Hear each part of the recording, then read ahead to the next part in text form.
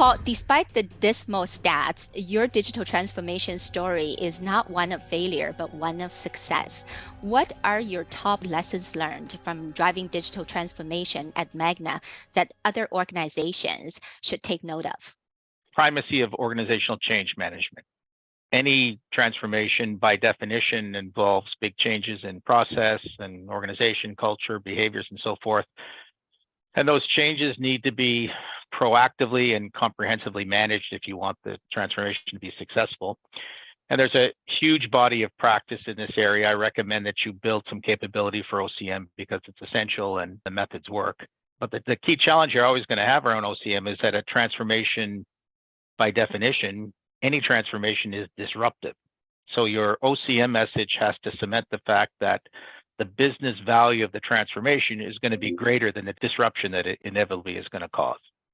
Yeah, great point here, Paul. And Peter, as a content creator and instructor of Waterloo's online digital transformation certificate program, you've done extensive research and interviews with industry executives. Is there a common thread, a common challenge that organizations are often faced with on their transformation journey?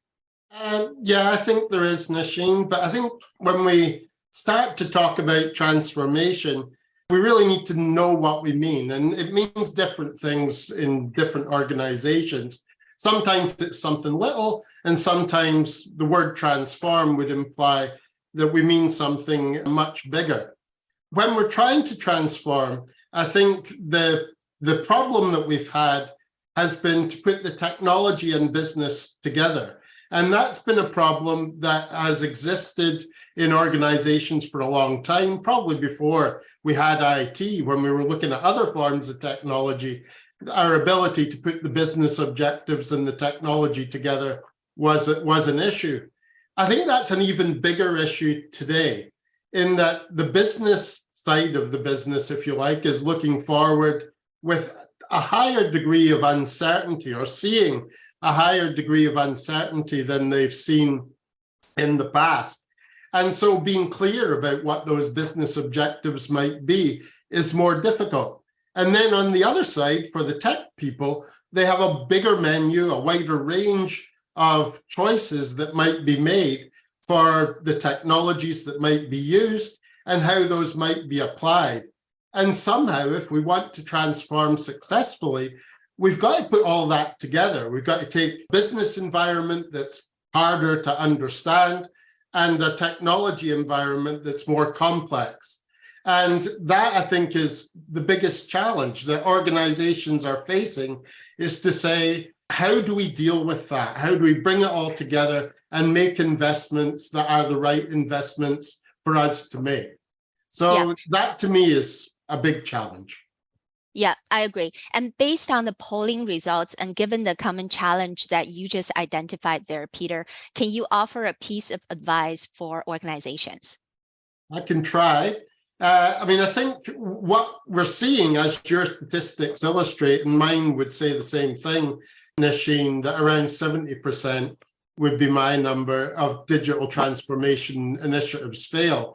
But at the same time, companies keep doing them. And the reason they keep doing them is that there is a wide understanding that staying the way they are now is not possible. So to me, how do they move forward from that?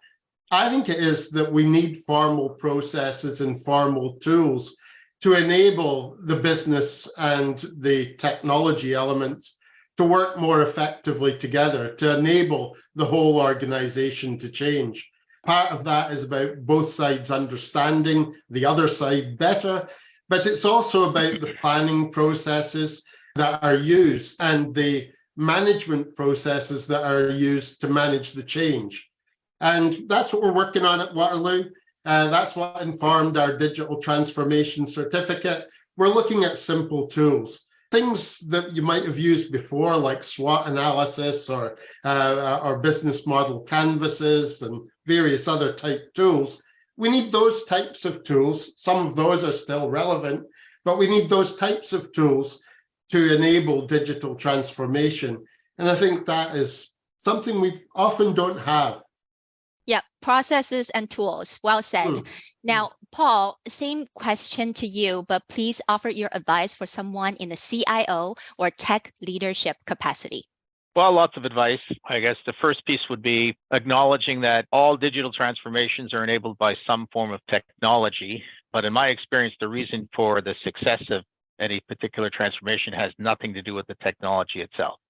So as a digital transformation leader, find yourself a lead technologist to worry about the tech details, not that they're unimportant, but as the transformation leader, spend your time and your energy on focusing on the business facing aspects of the transformation, because at the end of the day, the real value of the transformation is rooted in how it improves the business, not how it exercises some piece of technology. Yeah, very valuable advice and insight there. Very useful takeaway for our audience, certainly. And thank you both for your insights. We have only 30 seconds for one quick question. And here we go. How is digital acceleration brought on by the pandemic changing the expectations for the CIO role? Paul, would you like to take that? Well, it certainly ratchets it up. I like to think the pandemic is starting to feel like ancient history. I think it's at least a year ago since we really thought in terms of the pandemic, but the demand for digital transformation was certainly ratcheted up. I think the work from home issue really complicates a lot of things and is sort of a distractor, but the need for digital transformation never really disappears.